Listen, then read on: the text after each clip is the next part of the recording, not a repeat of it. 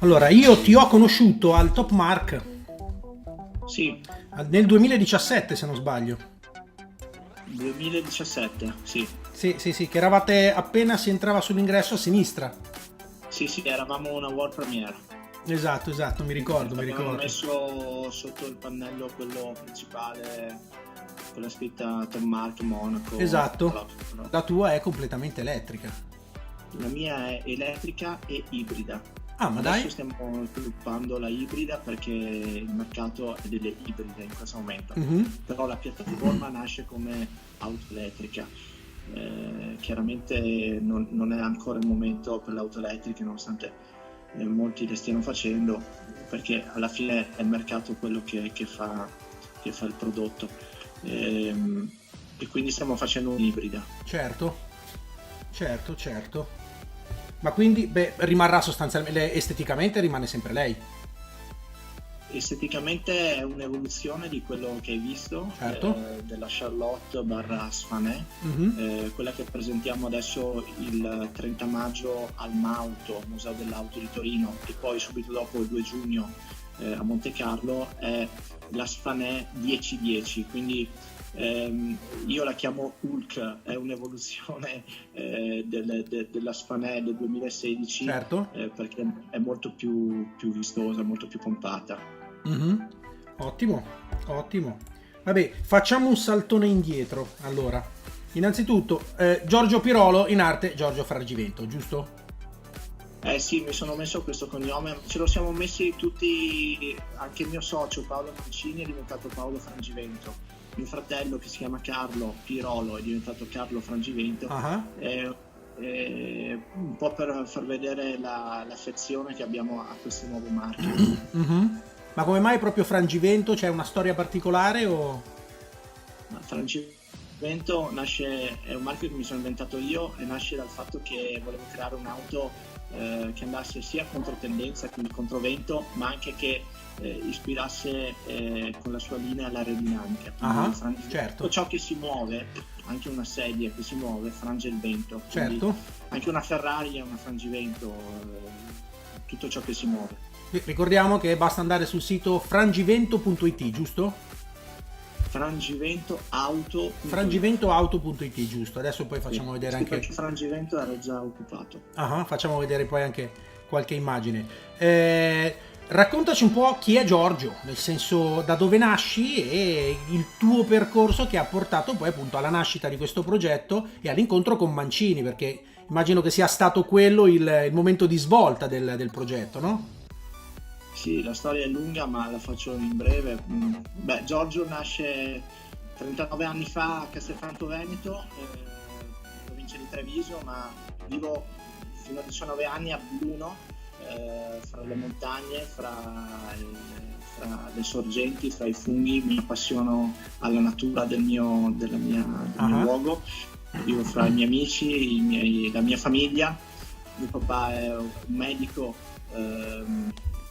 di famiglia, un medico di base, mia mamma era una insegnante delle scuole elementari, scuole d'infanzia. mhm, Io ero stato messo nella sua stessa classe da bambino e la prima cosa che feci il primo giorno di scuola a 5 anni fu quello di prendere il mio cestino e cambiare aula,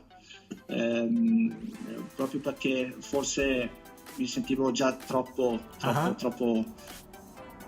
E quindi ho vissuto fino a 19 anni a Belluno ed io ho maturato anche la passione per le auto e la natura assieme. Quindi la cosa che mi impressiona di più adesso, in questo momento, è che sto facendo dopo una ventina di anni un'auto che vuole associare sia il design, le prestazioni, le performance, ma soprattutto la natura allo stesso mhm. tempo, quindi un'auto ecosostenibile però ad alte prestazioni. Certo, perché ricordiamo che è una supercar a tutti gli effetti. Penso sia una hypercar perché supercar è fino a 900 cavalli più o meno, noi siamo a 1010 cavalli adesso, Non male. per questo la definiamo hypercar. Mhm. E i motori della macchina, quelli elettrici, uno o uno singolo per ogni... Come è sviluppata un po' la macchina? Abbiamo un'architettura di questo tipo, abbiamo due motori elettrici sull'asse anteriore Mhm. e abbiamo una trazione integrale e abbiamo un motore propulsione termica, quindi benzina, sul posteriore. Ho capito. E obiettivi per il futuro del progetto, della tua azienda di frangimento in generale? Gli obiettivi per il futuro sono quelli di imporci in un mercato molto difficile, molto ambizioso, con un prodotto che, da quello che abbiamo visto in questi 3 anni, attrae molto l'attenzione e è un prodotto totalmente italiano. Ci stiamo concentrando, come si faceva un po' negli anni 70, a fare dei prodotti italiani di avanscoperta. Certo. Ricordo Nuccio Bertone fu un futurista, fu un visionario, per cui penso che in questo momento di gente così ne manchi veramente tanta. Purtroppo sì. Credo non ci sia nessuno. Noi tentiamo, tramite la nostra competenza, quello che sappiamo fare, di provare a dare una visione differente a quello che stanno facendo gli altri. Ottimo. E come vivi la tua figura di imprenditore? Cioè, come ti consideri, come vedi questa tua immagine di te? Ma non mi ritengo un imprenditore, perché forse l'imprenditore è Paolo Mancini, forse è mio fratello. Mi ritengo uno che dà delle idee, che dà degli spunti, delle cose innovative, però devo dire che c'è un grande team alle mie spalle, fatto a partire dal papà di Paolo Mancini, che si chiama Salvatore, che ha lavorato per 40-50 anni qui a Torino per le automobili, e veramente lui mi dà uno spazio incredibile nel pensare a cose nuove che possiamo mettere sulle nostre auto. Certo, perché ricordiamo che il design è tuo, giusto? Sì, il design è mio, è un caso, io devo dire, non per autocelebrarmi, però in questo momento storico è difficile che una sola persona riesca a disegnare un'auto da zero, certo, completa, interni, esterni, particolari. Se pensiamo alle Ferrari, sono fatte da un team di non so quante persone che lavorano per mesi su una automobile, ma come tutti gli altri brand. Siamo però in un momento storico anche dove quando ti si chiede ti piace quell'auto, e la maggior parte della gente dice perché l'auto è stata fatta da troppe persone. Una volta, quando c'era Giugiaro, quando c'era Gandini, queste persone qua, questi architetti dell'auto, prendevano in mano un progetto e lo sviluppavano da soli. Certo. Il davanti, il dietro, il laterale, cioè era un progetto completo fatto da un'unica persona. Adesso le auto si fanno in team di 30 persone, e quindi l'auto appare un po' più come una cozzaglia di linee. Beh sì, perché non c'è uno stile ben delineato, perché insomma quando bisogna far collaborare più teste, poi magari non viene fuori proprio l'idea che invece doveva essere all'inizio, giusto? Sì, si prendono tante idee belle, certo, il bel frontale, il bel posteriore, il bel laterale, però alla fine vedi che non c'è una coerenza globale. Certo. Sicuramente avrai avuto degli alti e dei bassi durante il tuo percorso, perché mi ricordo ad esempio che c'è stato un episodio, l'alluvione, che vi ha fatto tremare un pochino, perché vi siete trovati con un po' di acqua in casa, diciamo. Sì, beh, vedo che ci segui bene. Sì. Assolutamente sì. Beh, l'alluvione mi hanno chiamato la mattina, ero a Torino, dovevo andare la missatura a vedere che colore, che tonalità di rosso fare per la macchina, che era la rosso lambrusco, che avrebbe dovuto esordire al Motor Show di Bologna 3 giorni dopo. E in officina mi hanno detto: guarda, è meglio che non vieni perché l'officina è stata allagata, l'auto sta galleggiando sopra 1,5 metri d'acqua.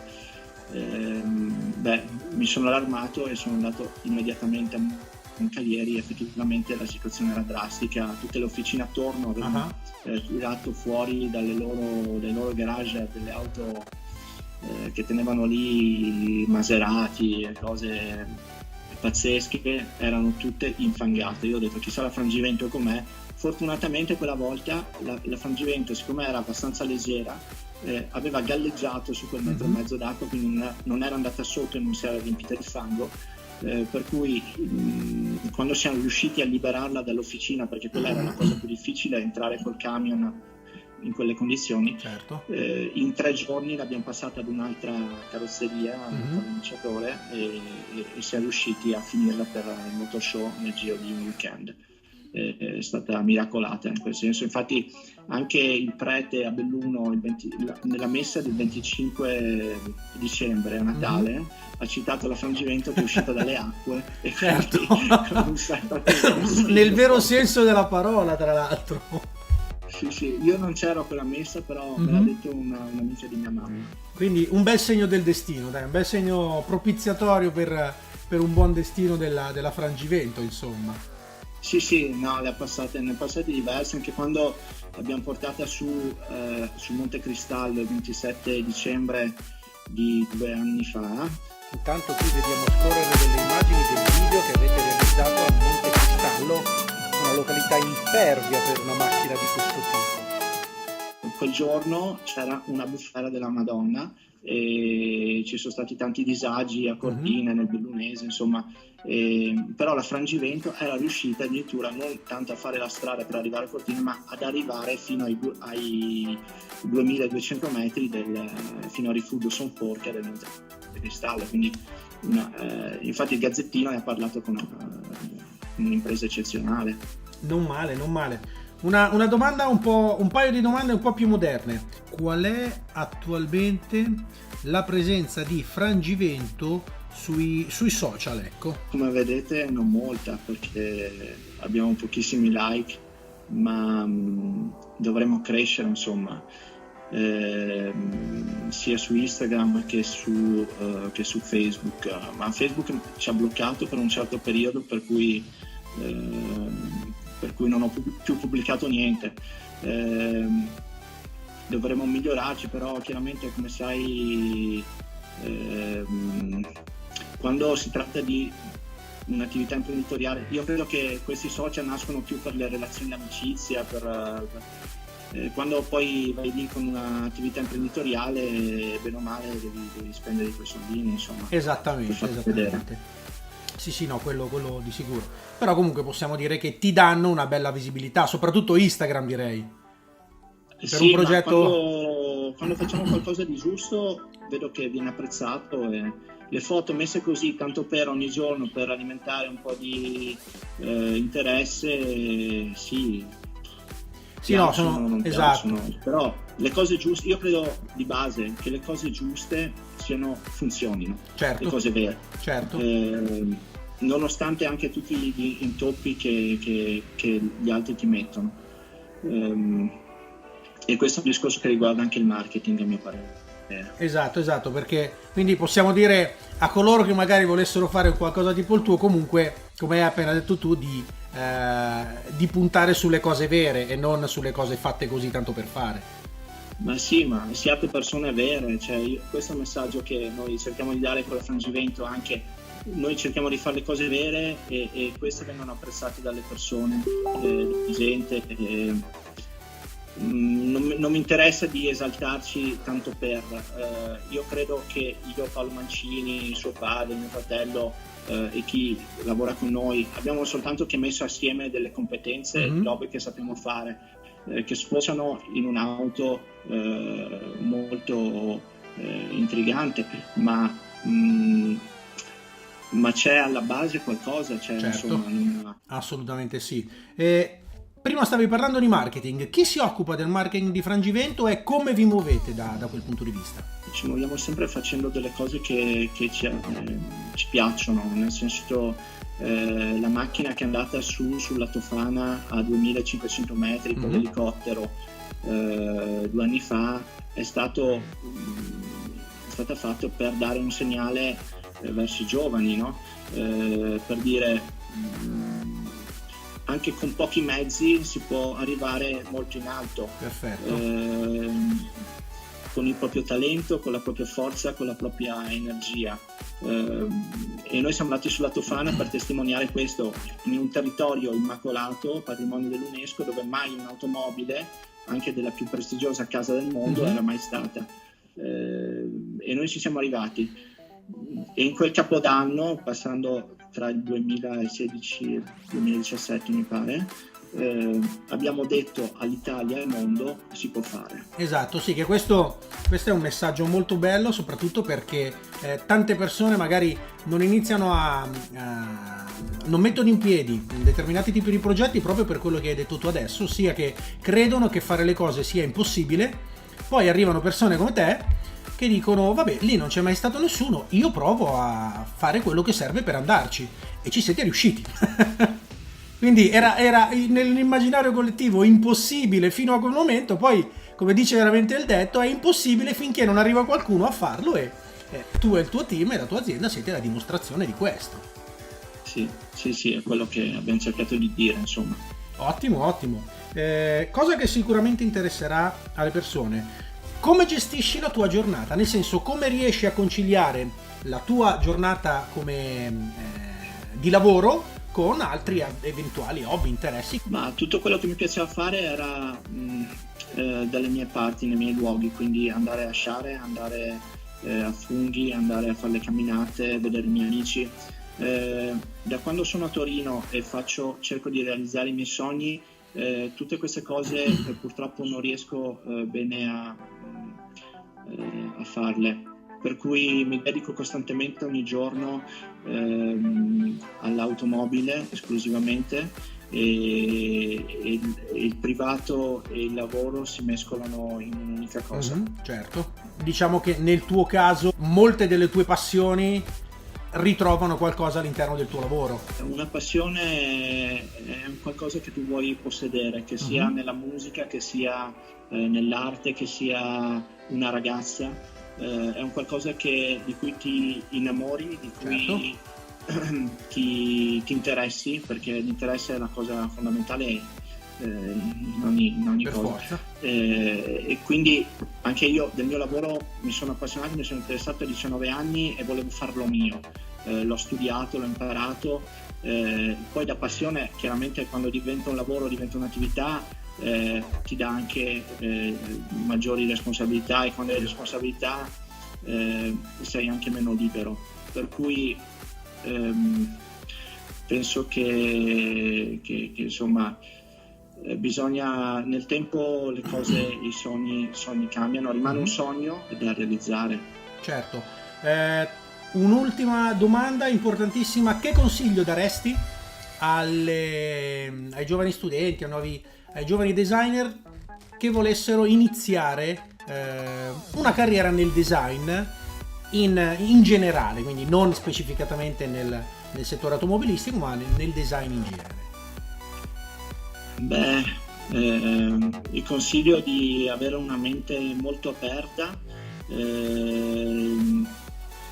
di accettare qualche compromesso all'inizio, ma non troppi, passare poi del tempo, di assimilare moltissimo anche da altri mondi che non riguardano lo specifico che stanno seguendo, e di trasformare quello che assimilano poi in arte, in quello che fanno, ma soprattutto di essere consapevoli che se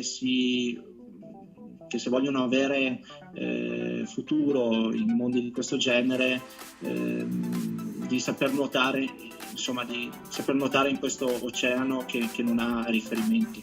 Esatto, quindi possiamo anche dire magari che non è impossibile, però bisogna crederci e fare le cose come vanno fatte, gli step giusti, senza abbattersi, come tu sei dimostrazione vivente del fatto che gli alti e i bassi ci sono, ma bisogna perseguire durante la propria strada, giusto?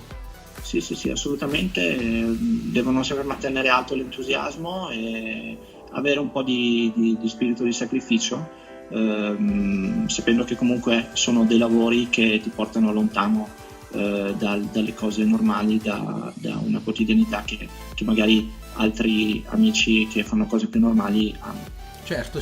Va bene Giorgio, io ti ringrazio, sei estremamente gentile, ci hai dedicato mezz'ora del tuo tempo a quest'ora di sera che non è da tutti. Ricordo a tutti quanti frangiventoauto.it, dove possono vedere tutte le tue creazioni e seguirti anche su Facebook. Basta che cercate Giorgio FV Frangivento, giusto? Esatto, sì. Perfetto. Seguite Giorgio perché la macchina veramente merita. Io sono andato a vederla direttamente a Monte Carlo e devo dire che è un gran bel progetto, anche perché ricordiamo che è assolutamente tutta made in Italy, dalla progettazione alla costruzione, design e tutto quanto, giusto? Esattamente. Io ti ringrazio di questa bellissima intervista, sei molto bravo e ti invito a venire a vedere personalmente e a guidare la Frangivento qui a casa Frangivento quando sarà pronta. Assolutamente accetto l'invito e vedrò di essere uno dei primi. Grazie ancora, Giorgio.